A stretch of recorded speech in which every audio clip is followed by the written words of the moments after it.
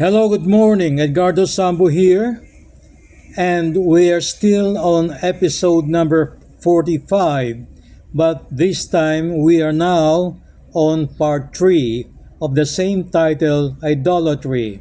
I only hope that you were able to view part 1 and part 2 of this episode so that you could understand fully what I am talking about here. Let me continue, please. Some proponents of idolatry will automatically say that worshiping idols is legal under the eyes of God, citing Moses as an example when Moses placed 2 cherubims on the Ark of the Covenant. Let us take a look at this verse. In the book of Exodus, chapter 25, verses 18 to 20, it states, "And make 2 cherubims out of hammered gold at the ends of the cover. Make 1 cherub on one end, and the second cherub on the other. Make the cherubim of one piece with the cover at the 2 ends. The cherubims are to have their wings spread upward, overshadowing the cover with them. The cherubims are to face each other, looking toward the cover." First of all, it was God who ordered Moses to place 2 cherubims on the Ark of the Covenant as decorations for the ark. I repeat, as decorations for the ark. Secondly, never in the Bible that you will find a verse that's stated that these 2 cherubims were worshipped by the Israelites.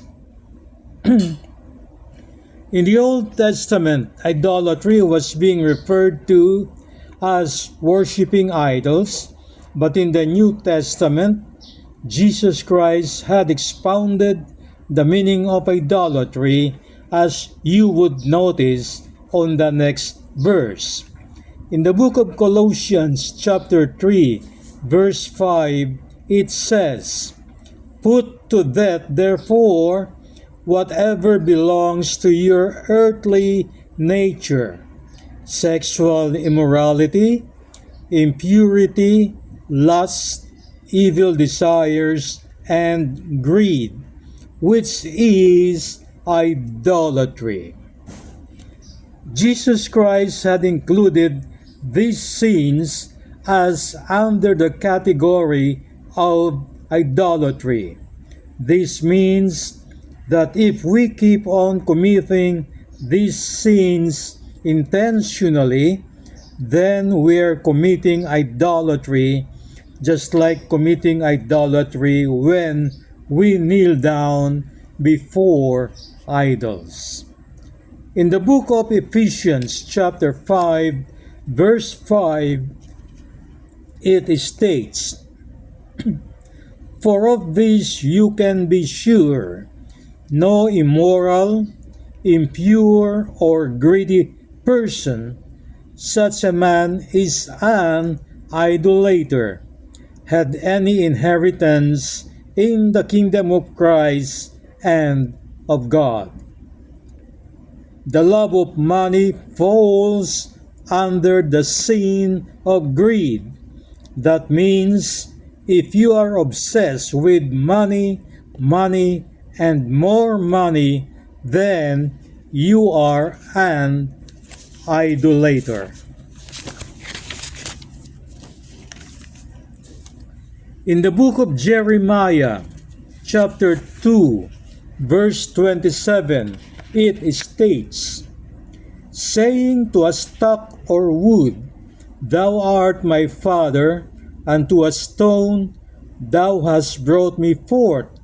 For they have turned their back unto me, and not their face. But in the time of their trouble, they will say, Arise and save us."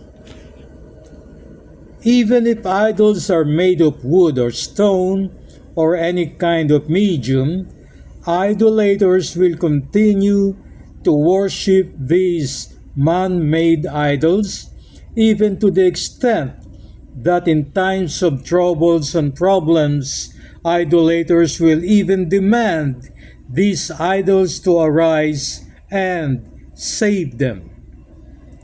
But woe to these idol worshippers!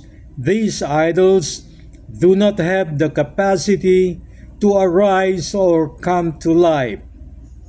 These idols have no lives in themselves and will forever be lifeless. Unless the devils give it powers to come alive, in that case the devils are the ones answering their prayers, not God.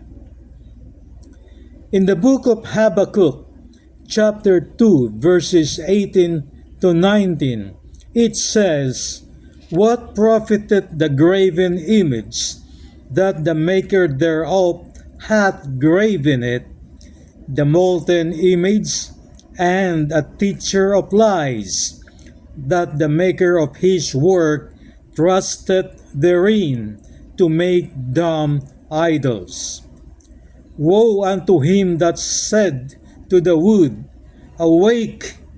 To the dumb stone, arise! It shall teach. Behold, it is laid over with gold and silver, and there is no breath at all in the midst of it."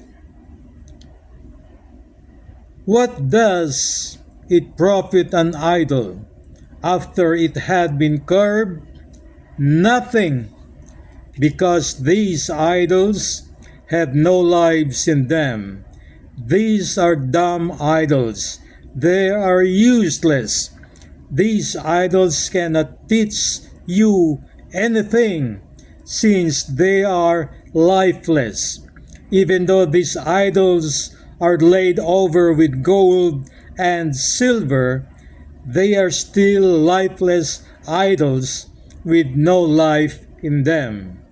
Why worship these idols then, when it doesn't have the power to answer your prayers? Excuse me.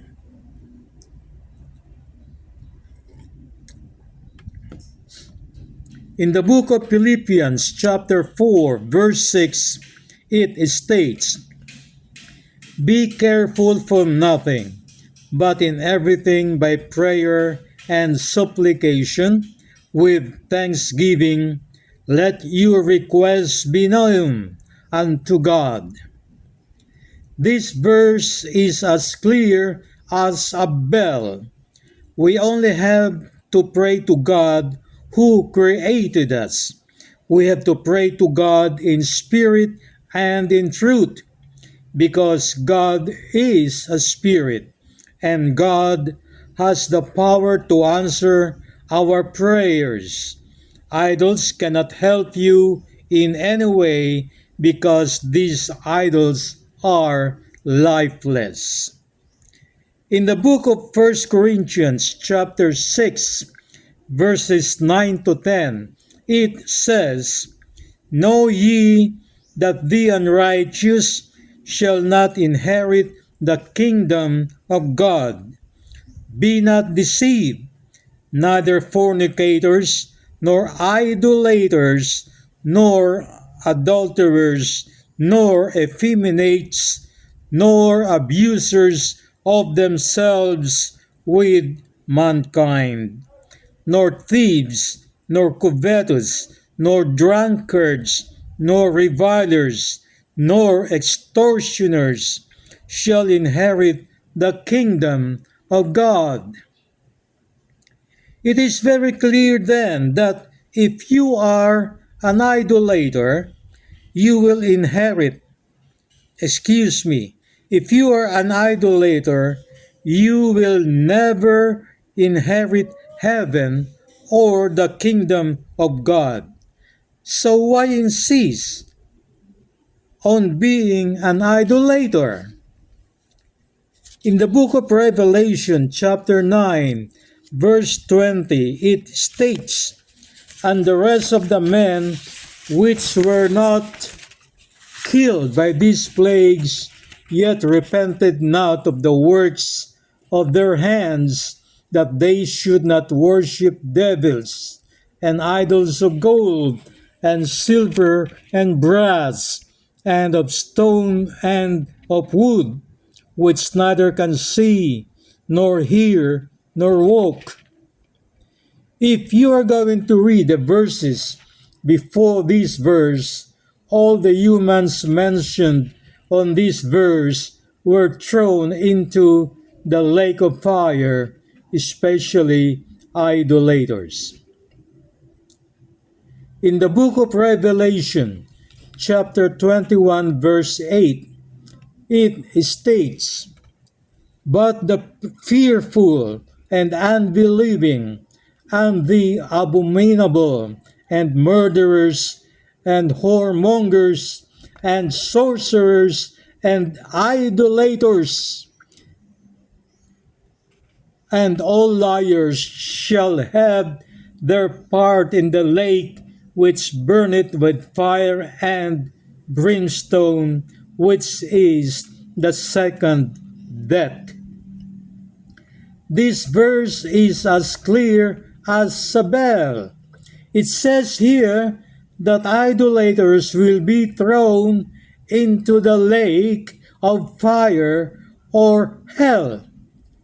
What proofs more do you need that idolatry is a big sin against God, which will cause you to be thrown into the lake of fire or hell?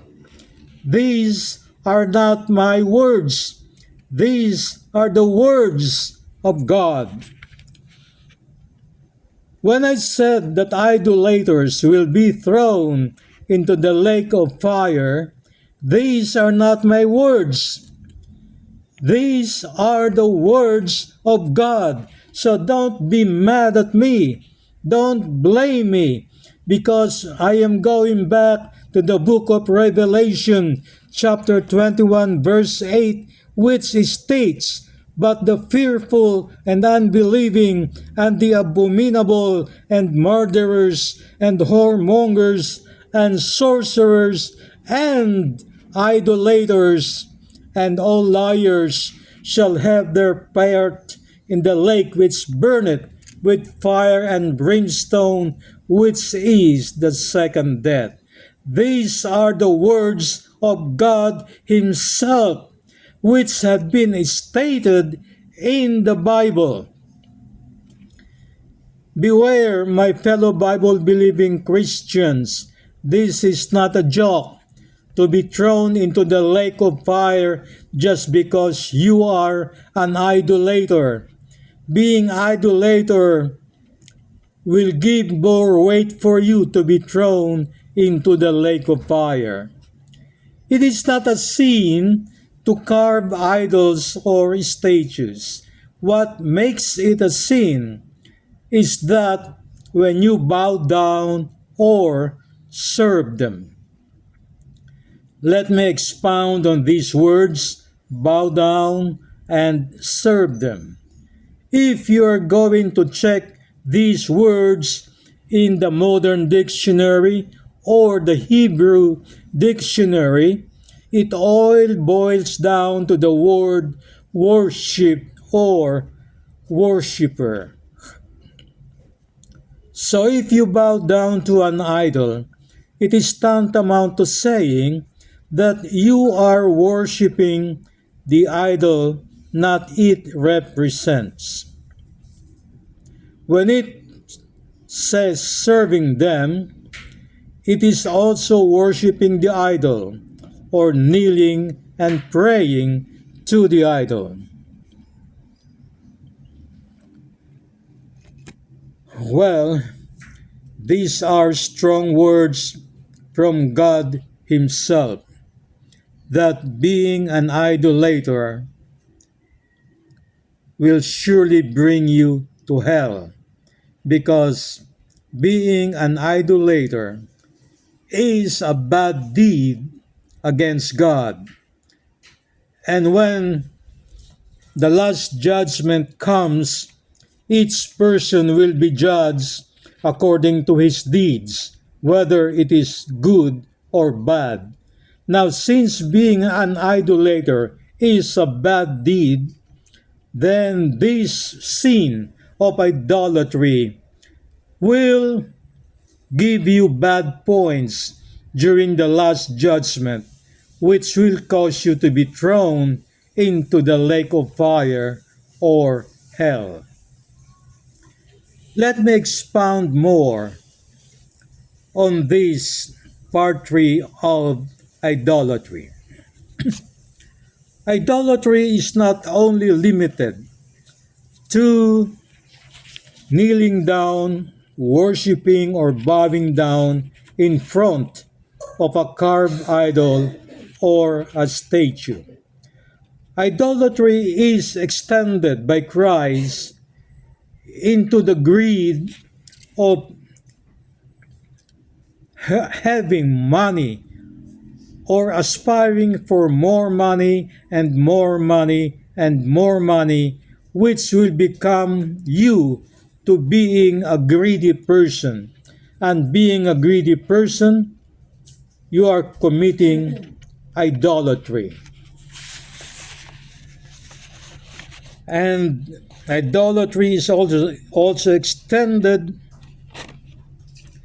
to being fornicators, adulterers, effeminates, abusers of themselves with mankind, being thieves, covetous or drunkards, or revilers, or extortioners,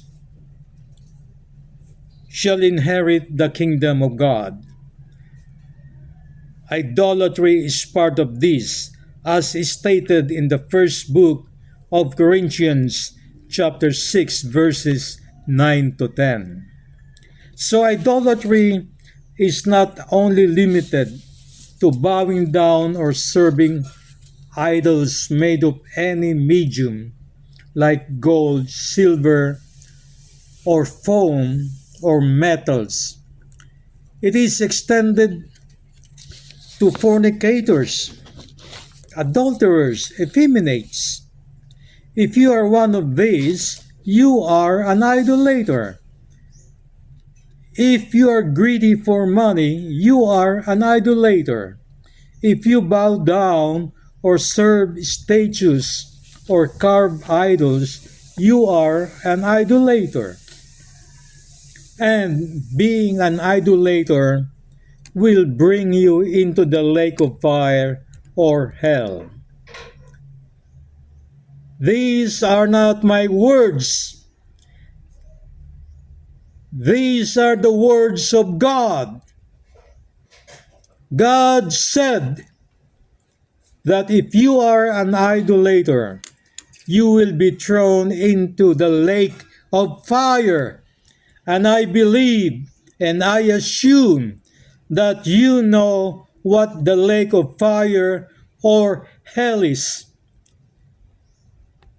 It is a forever process of suffering in fire, being burned in fire, forever and ever.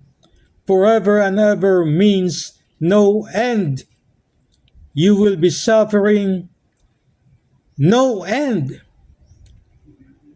no stoppage of suffering. Would you like that? Would you like to be thrown into the lake of fire or hell after dying here on earth? Would you like to fail on the last judgment? Would you like your names be deleted from the book of life of God? Because when your names are not found in the book of life, you will be thrown into the lake of fire. And committing idolatry will be one reason why your name will be deleted in the book of life. Would you like that? God said If your name is not found written in the book of life, then you will be thrown into the lake of fire. And being an idolater is one big reason why your name will be deleted in the book of life, which will cause you to be thrown into the lake of fire. Beware, my fellow Bible-believing Christians. All over the world, there are so many idolaters. They worship even creations created by God. I will not mention those religions here. What only I can say is that all over the world, there are so many religions that are practicing the process of being an idolater. They worship carved idols, they worship animals, they worship cows, rats, monkeys. They even worship dead persons. That is a pure case of idolatry. And I could guarantee you, since the words spoken were the words of God, when it says that idolaters will be thrown into the lake of fire, I would like to repeat that these words are not my words. These are the words of God, that you will be thrown into the lake of fire when you are an idolater. Please don't be mad at me. I am just reading the Bible for you. I am just stating for you what had been written in the Bible, which are the words of God.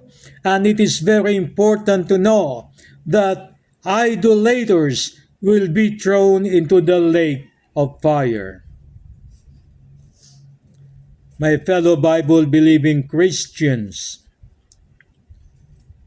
if you go to a church that are full of idols and carved statues, and the members of those churches are kneeling before these carved idols and statues and bowing before them and serving them and praying and worshiping them, these people are called idolaters. And it is very well known fact that we know all along the end of these idolaters. Where will they be after the last judgment?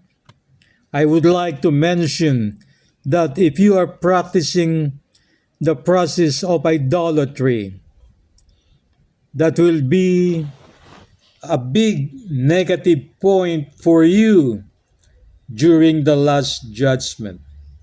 So I would like to remind you that please read the Bible, understand the Bible, especially in the book of Deuteronomy chapter 5 verses 7 to 10, which states that God said, do not make or carve an idol, do not bow down before them, do not serve them, do not pray to them or worship them, because if you do this,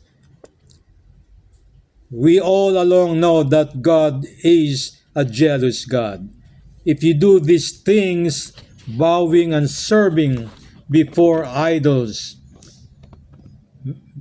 God will be very angry at you, and this will be a big minus points for you during the last judgment.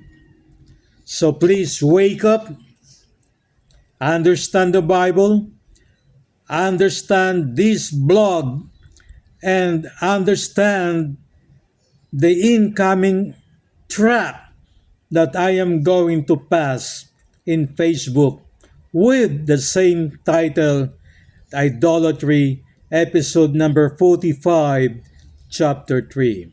In the meantime, I would say bye-bye. But as a reminder, if you would like to view episodes 1 to episode number 45, just go to YouTube. On the word search, type my name, Edgardo Sambo, and YouTube will furnish you episodes 1 up to 45 in your TV screen or in your cell phone screen. May God bless us all, and I do hope that you would understand this particular blog, Idolatry. Thank you very much, and I would see you one more time after 2 or 3 weeks from now. Bye bye.